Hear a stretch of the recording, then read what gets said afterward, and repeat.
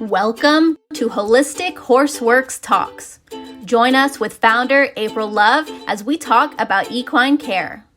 Learn what you can do to keep your horse happy, healthy, rideable, and sound through their 30s. Have a question you'd like to submit to the podcast? Just email April at HolisticHorseWorks.com for a chance to get it featured on the next episode. Hi, this is Lillian. I'm here with April Love. Today we're going to talk about sores in the girth area. Hi, this is April Love, Holistic Horseworks. And I used to always wonder, because I had horses in training, how come some horses kept getting sores in the girth area? And I had like 8 different girths to try and, what was causing it? Why is it only on one side? And through all the bodywork programs, yes, I've learned don't use the neoprene girths anymore. I know a lot of people like them because they're so easy to clean, but it's like wetsuit material. It really sweats the area. So bacterial, fungal, it makes it really hot. So if you're in a hot climate, it's great for the first mount of the day because the rubber grips the skin of the horse. The same thing like those tacky pads. I don't like those either. The Dixie Midnight pads under the saddles, especially like barrel racing horses that are spinning. A lot of people will use them so that the saddle sticks to the horse's back, but that actually bruises all the fascia underneath the skin, and the whole skin will just be so tight. You always want something natural like cotton or wool against the horse's skin. I always would tell my students in my classes, if you wouldn't wear it as underwear, don't put it in your horse's sensitive areas like girth and on their back. So if you wouldn't wear neoprene underwear, don't put it on your horse. So yes, then we're back to washing girths a little bit more. I would just take it off the saddle, dip it in a bucket of water and hang it to dry. But the cause of the girth sores is the fact that that shoulder and elbow can't move correctly. And in our program, we evaluate the angle and point of the horse's shoulder and how close that elbow is tucked into the girth area. And in my level 1 unwinding class, we actually released the first rib, the knee, the elbow, shoulder, and that whole elbow just pops out. And now the tricep muscle can work on the horse better, and they have a bigger reach. So when the elbow is tucked in because the intercostal muscles are too tight, what happens is there's no clearance. So as the skin is trying to come back, and the shoulder is trying to come back, and the elbow is too close to the girth, it's just rolling and rubbing that skin on each other, along with the heat and the dirt and the salt and the sweat. And that's why you keep getting the girth sores. And once we release the elbow and the ribs in that area, all the girth sores go away. Everyone says, oh, it's like magic.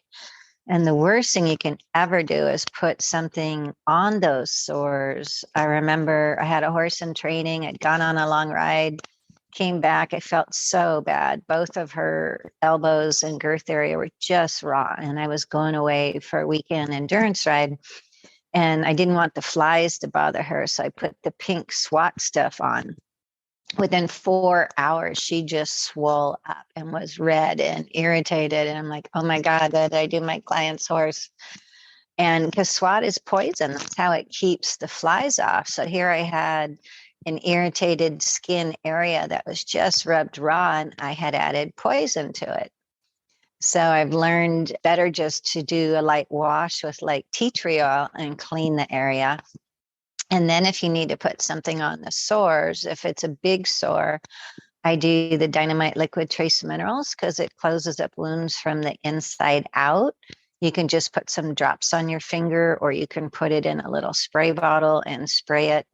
In summertime, especially on the belly and the sores of the horses, I use the zinc cream like for baby bottom diapers, but you can't get the one in the tube that squeezes out really good because summertime, it just gets hot. It goes everywhere. It just melts. So if you get the big $20-some one, it's a heavy container and you screw off the lid, you can put that on your hand and rub it on belly button, genitals, any sores on the belly and in the girth sores. So the zinc lays down and protects the skin, but the flies don't like it.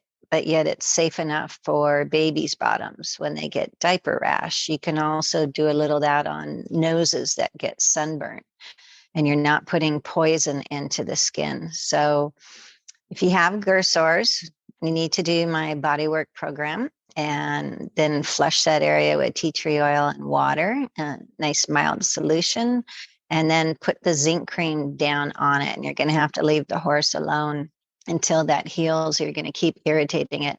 That will change their whole stride. Their whole elbow and shoulder can't come back. So that's what you need to do if you're having sores in the girth area.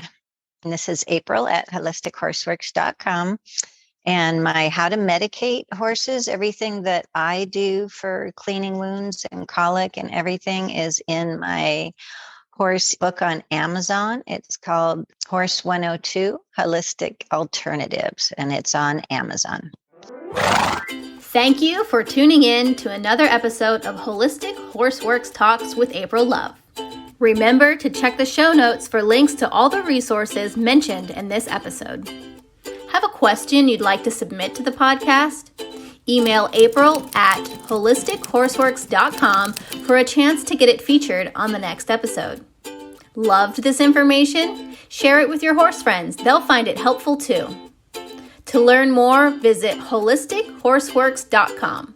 And before you go, make sure you have a copy of our free ebook, Horse 101, Everything You Wish You Had Known Before You Got Your First Horse, at HorseAcademy101.com.